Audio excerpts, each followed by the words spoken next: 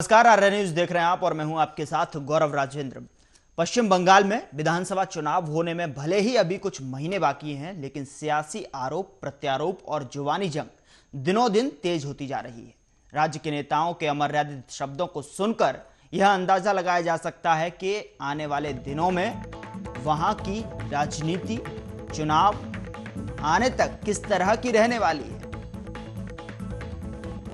अब हाल ही में बंगाल तृणमूल कांग्रेस नेता और राज्य में परिवहन मंत्री रह चुके मदन मिश्रा ने हावड़ा में कहा कि जो बीजेपी के लोग हैं वे सुन लें कि जो डायलॉग है उन्होंने वो यहां अपने भाषण में बोला है, जो कि हम टेलीविजन पर बैठकर वो वक्तव्य भी यूज नहीं कर सकते, वो आपको नहीं बता सकते बोलकर, क्योंकि हमारी कुछ मर्यादा होती है। हावड़ा में उन्होंने कहा कि जो एक फिल्म का डायलॉग है उन्होंने दरअसल बदल ही दिया है। दूध मांगोगे तो खीर देंगे और बंगाल मांगोगे तो, उन्होंने आगे अपने संबोधन में कहा।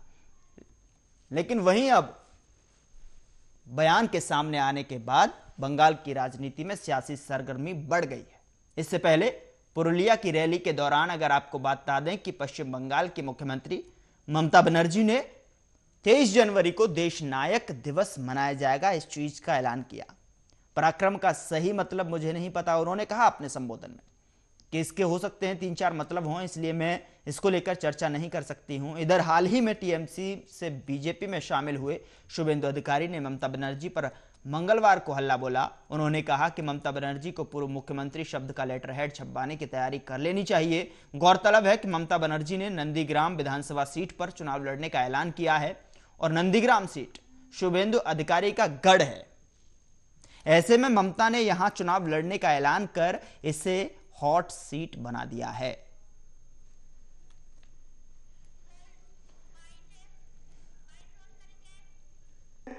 सुनो बीजेपी वालों, दूध मांगो तो खीर देंगे, अगर बंगाल मांगो तो चीर देंगे। बस एक साथ रहिए, हम सब हैं। हम सुना कि किस तरीके से जो है टीएमसी के ये नेता हैं जो कि मंच पर से लोगों को ये बता रहे हैं, लोगों को ये गिना रहे हैं कि जो डायलॉग था कि दूध मांगोगे तो खीर देंगे, बंगाल मांगोगे तो। इस पर बातचीत करने के लिए हमारे साथ नीरज राय टीएमसी से हमारे साथ जुड़ चुके हैं फोन लाइन पर, और बीजेपी का पक्ष रखने के लिए हमारे साथ नेहा शालिनी दुआ बीजेपी का पक्ष रखेंगी और टीएमसी का पक्ष रखेंगे नीरज राय। सबसे पहले मैं नीरज राय के पास जाना चाहूंगा। नीरज जी, आप किस तरीके से देखते हैं टीएमसी में जिस तरीके से बयानबाजियों का दौर शुरू हो गया है, लगातार जो है अमर्यादित शब्दों की भाषा शैली को प्रयोग में लाया जा रहा है?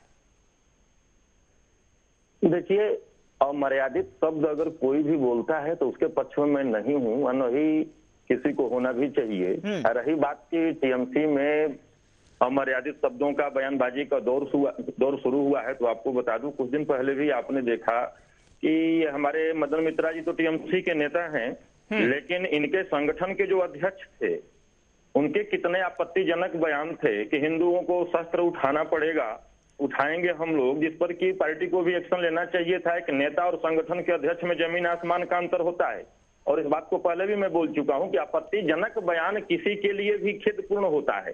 वो कहीं से भी मैं उसके पक्ष में नहीं हूं और नहीं मैं सहमत हो सकता हूं, लेकिन टीएमसी की तरफ से ही केवल बयानबाजी नहीं हो रही है। भारतीय जनता पार्टी आप देख रहे हैं सालों साल से इसे अनर्गल प्रलाप करती आ रही है। तो उन्होंने जो बोला है कि आप दूध मांगेंगे खीर देंगे, बंगाल मांगेंगे चीर देंगे, तो जो भी बंगाल की अस्मिता के साथ खिलवाड़ करने का काम करेगा तो बंगाली वहां पर जो लोग हैं, बंगाली होने पे वो अस्मिता की रक्षा के लिए किसी भी स्तर तक जाने के लिए बाध्य हो सकते हैं लोग, क्योंकि हर इंसान के हिंदुस्तान के अंदर हर प्रदेश का कोस कोस पे वाणी बदले 3 कोस पे पानी, तो हर जगह की अपनी सभ्यता और संस्कृति होती है। तो उसे छेड़छाड़ करने का काम तो भारतीय जनता पार्टी करती है। तो ये आपकी भारतीय संस्कृति है, लगाना अनर्गल है। आपकी भारतीय संस्कृति है पश्चिम बंगाल की। देखिए भारत, मैंने नहीं, आपको बताया ना कि कोस कोस में ठीक है, पानी मैं इसका जवाब ले लेता हूं। हर जगह की अपनी सभ्यता और संस्कृति होती है हिंदुस्तान के अंदर। तो अगर इस चीज पे अगर जाकर भारतीय जनता पार्टी नेहा जी, अनर्गल मैं प्रलाप आपके पास करती आना है, चाहूंगा। तो उसको पहले जिस तरीके से नीरज राय कह रहे हैं कि लगातार जो है बीजेपी की तरफ से भी इस तरीके के शब्दों का, शब्द शैली का, भाषा शैली का प्रयोग होता रहा है, और जो है वो बता रहे हैं, बाकी जो व्याख्यान कर रहे हैं कि भारतीय संस्कृति नहीं दर्शाई जानी चाहिए। इस तरीके की संस्कृति पंजाब में, ये भारतीय संस्कृति है, टीएमसी की संस्कृति है?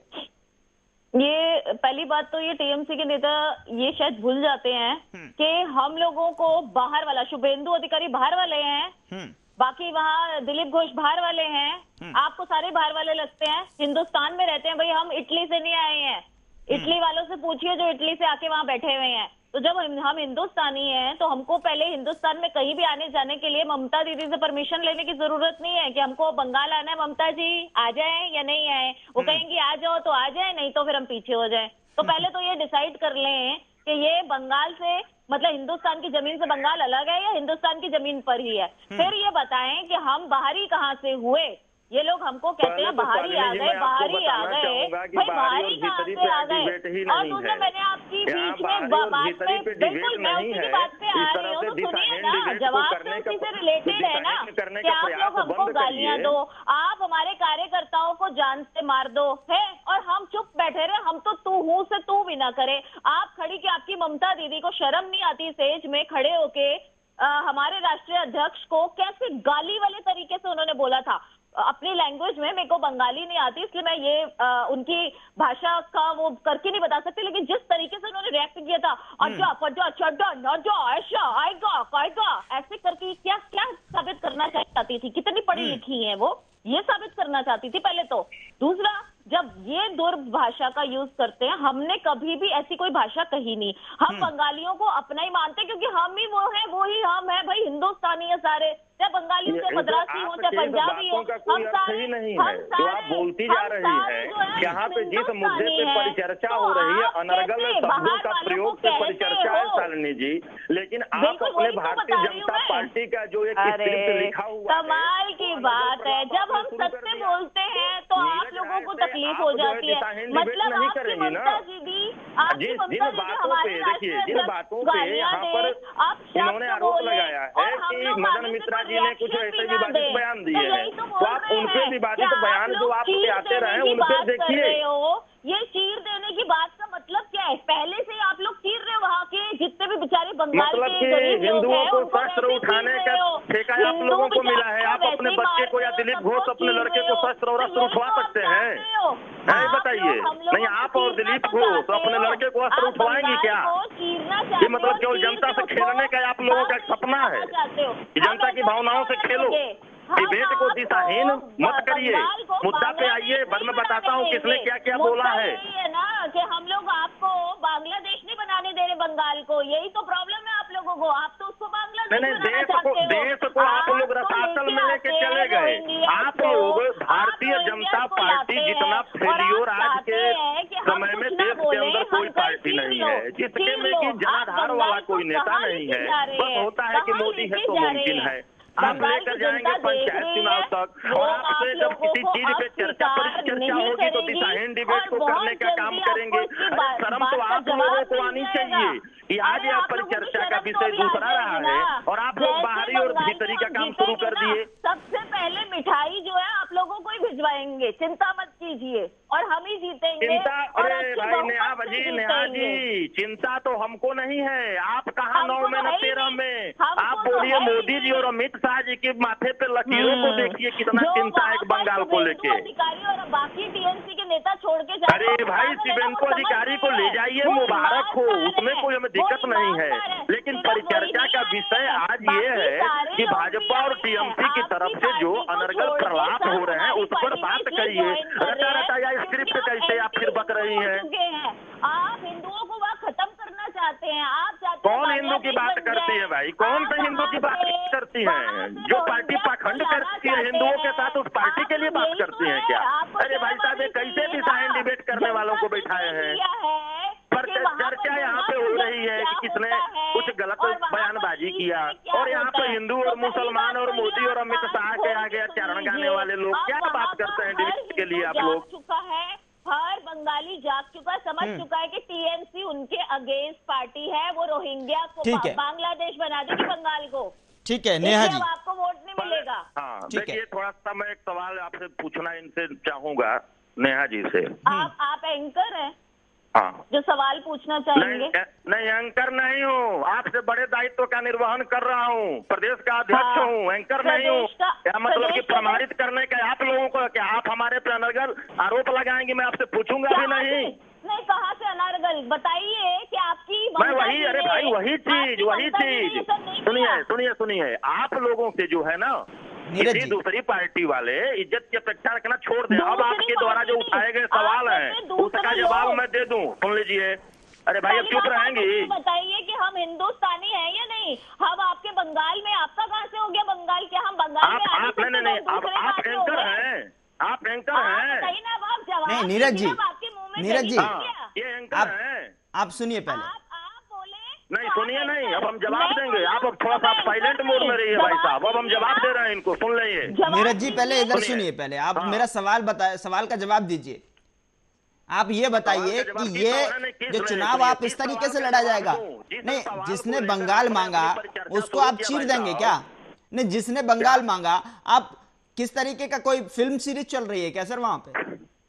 पहला बात ये बताइए हमको, आप एंकर हैं, आप यहाँ पे आपने परिचर्चा का रखा था कि अनर्गल प्रलाप न शुरू किए जाएं, जो आपका भूमिका रही है, जो प्रस्तावना रहा है, क्या उसी पर नेहा जी का जवाब आया है?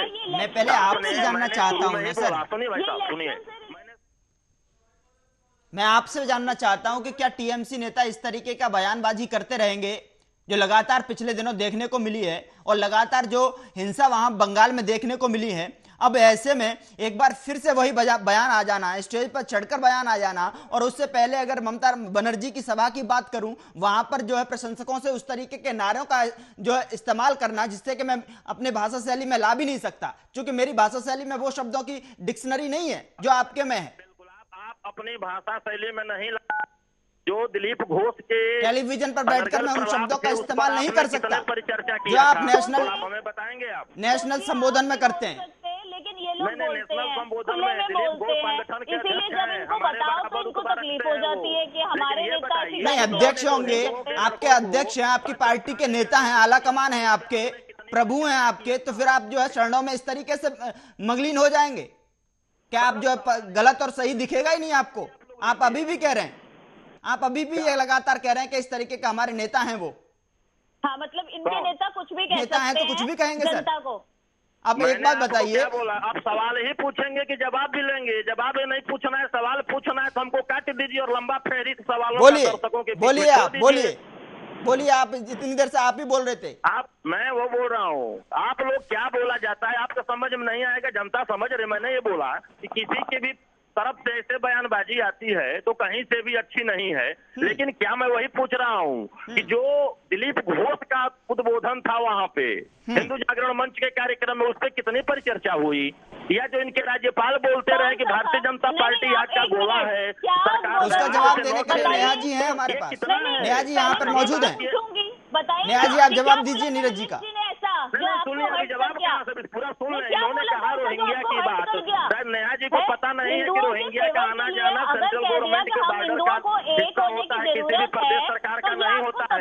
अगर रोहिंग्या वहाँ पर है तो 6.5 साल से क्या कर रही थी भाई नेहा जी? आपके मोदी जी और अमित शाह जी केवल बयानबाजी कर रहे थे। यूज कर दी कि आपको मिर्ची लग रही है, आप बताइए तो सही। कैसी मिर्ची? देश हित से कोई प्रदेश का ज्यादा बड़ा है? अरे कमाल की बात है। कैसी मिर्ची? कैसी मिर्ची? एक देश के प्रधानमंत्री से प्रदेश का मुख्यमंत्री बड़ा है, ये बताइए ना। मुख्यमंत्री प्रधानमंत्री की बात नहीं है। नहीं, केवल सवाल पूछने का अधिकार का भी राइट आप लोगों को मिला है क्या? कि जो होगा किसी से आप लोग सवाल पूछेंगे, जवाब देने के मतलब में गलत खराई करेंगे आप लोग। ना दिलीप घोष जी ने ऐसी कोई भाषा का यूज किया जो आपकी मैडम करती है। मतलब हिंदू आपकी जागीर है, उन्होंने जो बोला कि शस्त्र उठाना पड़ेगा, आप और दिलीप घोष अपने बच्चों को हथियार उठाने के लिए बोलेंगी क्या? और नहीं, आप जो है मैं हिंदू हूँ, आपसे पूछ के हिंदू रहूंगा। क्या आपसे प्रमाण पत्र मुझे लेना पड़ेगा कि नीरज राय हिंदू है, नीरज राय सनातनी है, तो भाजपा प्रमाणित करेगी तभी रहेंगे। मतलब कि आप कहें हम आपको, आप हमें चीर देंगे और हम शस्त्र उठाने की बात भी ना करें। वाह नहीं, आप मतलब कि हिंदू मुसलमान करेंगे और आपको मैं रोके रहूंगा। 6.5 साल में देश को रसातल में ले जाने वाले बंगाल के विकास के बारे में बात करेंगे। आज जब कुछ बात नहीं हो पाएगी तो हिंदू मुस्लिम पे ले आएंगे आप। अरे हिंदू मुस्लिम तो भाजपा की जागीर है नेहा जी, थोड़ा राजनीतिक जानकारी रखिए, राजनीतिक जानकारी रखिए नेहा जी। नेहा जी देखिए, थोड़ा सा पार्टी के बारे में जानकारी रखिए कि हिंदू मुसलमान करने का अधिकार किसको मिला हुआ है देश के अंदर पिछले 40-45 सालों से। टीएमसी को नहीं मिला है, वो भाजपा का कॉपीराइट है कि मुद्दों पे बात नहीं करेंगे, हिंदू मुसलमान करेंगे। हिंदू मुसलमान से देश फट जाता है तो आप आ जाते हैं पाकिस्तान, चाइना और बंगाल, बांग्लादेश पे बात करेंगे। बात रोहिंग्या पे करेंगे। 6.5 साल में 2 रोहिंग्या नहीं खेल पाए आप लोग, मतलब 6.5 साल में बांग्लादेशियों को नहीं खेल पाए। और बात वहाँ पे जब चुनाव आता है तो लगते हैं। अरे भाई ये बताइए, जो बिहार के चुनाव में 350 वाला कायदा वाले उसे बिहार में, और क्या वो धीरे धीरे पहुंच रहे हैं क्या बंगाल में? सिर्फ लहू बहाया ना वहाँ, सिर्फ चीरने चारने की बातें ही आप लोगों को आती है और थोड़ा कुछ। अरे भैया, चीरने चारने की बात, संयमित भाषा का प्रयोग ही आप लोगों को बता रहा है कितना असंयमित हो रहे हैं आप लोग। जैसे कि एक प्रदेश के मुखिया के खिलाफ देश के प्रधानमंत्री को ऐसे आप लोग ले जा रहे हैं जैसे कि भारत के संविधान को आप लोग धज्जियां उड़ा रहे हैं। आने वाले समय में एक इतिहास लिखा जाएगा जिसमें कहा जाएगा कि देश का प्रधानमंत्री ग्राम पंचायत के चुनाव तक चेहरा बनाया जा रहा था, एक प्रधान के खिलाफ भी प्रचार कर रहा था। क्या आप लोगों का फंडा है? आप लोगों की जितनी फेल्योर पार्टी है ना, उतना देश में कोई पार्टी नहीं है नेहा जी। एक एक करके बोलने दीजिए ना, बताइए नीरज जी। हम भी हिंदुस्तानी हाँ। हैं, पहले उनका सुन लीजिए, फिर उसके बाद अपना सुना दीजिए। वही तो बोल ही रहे हैं और आप बोल रहे हैं। नहीं, एक एक करके बोल लीजिए। आपका मुंह बंद ही नहीं हो रहा, इसलिए मैं भी बोल रही हूँ, आप भी बोल रहे हैं। आप नहीं, मुंह लीजिए। अब देखिए, मुंह तो आपका नहीं बंद हो रहा है, पहले सुन और लीजिए, आपके फिर जो ऊपर के लोग सुन हैं। लीजिए ना, फिर नीरज जी सुन लीजिए, फिर उसके बाद सुना लीजिएगा आराम से। चिंता कर रही है। नहीं तो सुन लीजिए, फिर सुना दीजिए।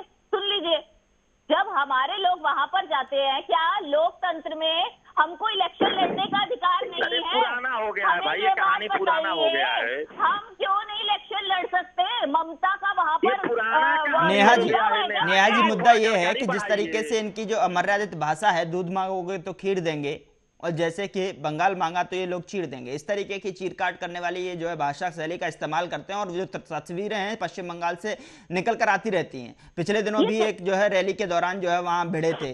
तो ऐसे में इस तरीके की बयानबाजी का क्या महत्व है, क्या तोल है? आपको लगता है कि ये सिर्फ बोलते हैं? अरे भाई, इन्होंने जो कत्लेआम कर रखा है वहां पे भाजपा के कार्यकर्ताओं का, वो जग जाहिर है। इन्होंने हिंसा का जो रास्ता अपना रखा है ना, ये भूल चुके हैं हिंसा शब्द को।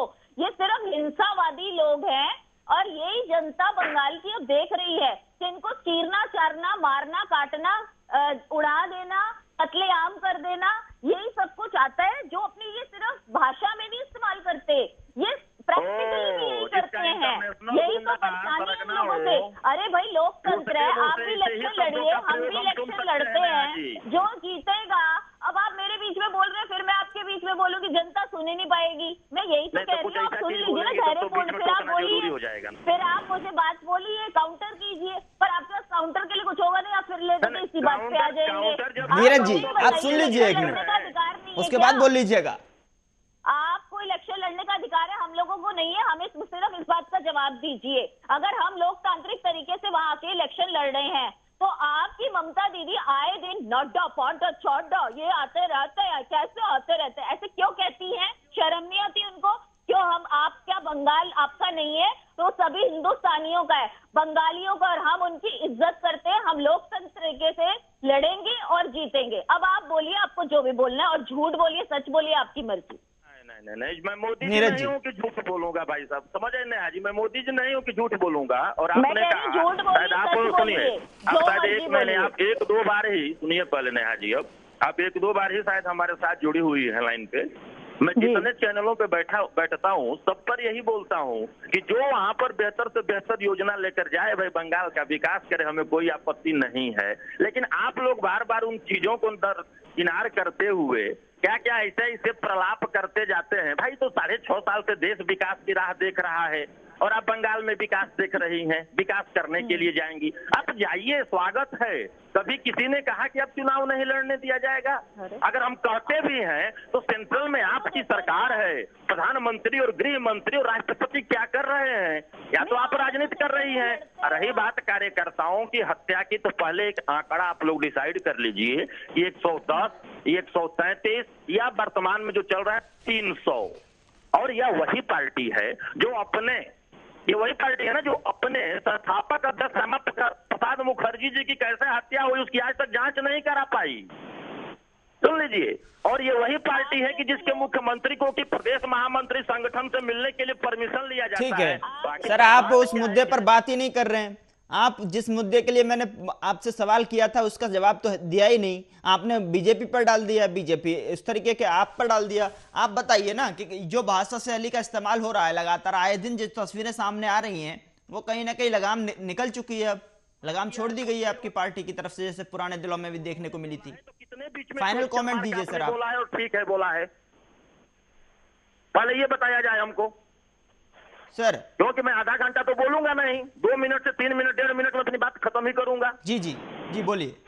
फाइनल तो कमेंट सर, समय की कमी है। भारतीय जनता पार्टी वो अपना कार्यकर्ताओं को पहचान रहे, अच्छी बात है, लेकिन भाई योजना लेकर जाइए ना।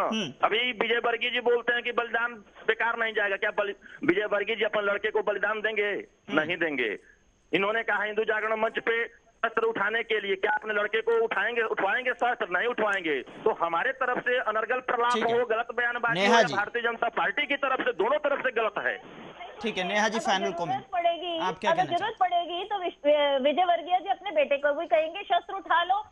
दुष्टों का नाश करने के लिए जब महाकाली दुर्गा काली उन्होंने नाश किया इनका राक्षसों का, तो हमारी पार्टी से भी बहुत ऐसी महिलाएं भी हैं, अगर जरूरत पड़ी तो शस्त्र उठाएंगे। लेकिन आपकी जो ममता दीदी शस्त्र के अलावा बात ही नहीं करती हैं। हम तो आप हमें चीरने की बात करो और हम शस्त्र उठाने की बिना बात करें। अरे भाई वो जमाने चले गए जब एक थप्पड़ मारो और दूसरा गाल आगे कर दिया जाता था कि लो 2-4 और मार दो। अब एक मारोगे तो 2 खाओगे। समझ आ गई? एकदम सही, एकदम ठीक है। मेरे पास समय की कमी है, मेरे पास समय की कमी है, इसलिए नेहा शालिनी जी आप बीजेपी का पक्ष रखा, बहुत बहुत धन्यवाद आपका हमारे साथ जुड़ने के लिए। नीरज राय जी आप जुड़े, बहुत शुक्रिया आपका हमारे साथ जुड़ने के लिए। तो बीजेपी और टीएमसी का पक्ष रखने के लिए दोनों प्रवक्ता हमारे साथ मौजूद थे। अब देखने वाली बात यह होगी कि ममता बनर्जी ने जिस तरीके से नंदीग्राम विधानसभा सीट पर चुनाव लड़ने का ऐलान किया है, आखिरकार उस हॉट सीट पर किसकी जीत होती है। आप देखते रहिए आर्य न्यूज़।